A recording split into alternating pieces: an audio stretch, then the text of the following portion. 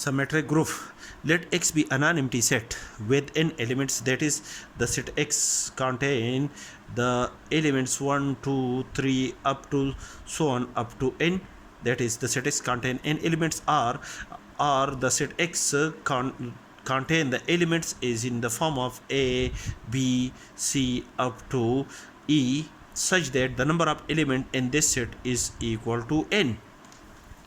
Sn is a set consist of all permutation defined on a set X, that is, F, G, H are the permutation defined on the set X. These are the element of the set Sn, such that F is a permutation on the set X, G is another permutation on a set X, and H is another permutation on a set X. That is, each of the element of the set Sn is a bijective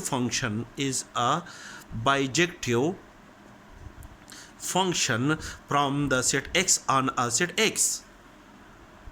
As the pair Sn with the binary operation composition defined on the set Sn is a group, as it is through in our previous lecture, in lecture number 82, it was discussed that the set Sn consists of all permutation defined on a set X is a group with respect to the binary operation composition. With respect to the binary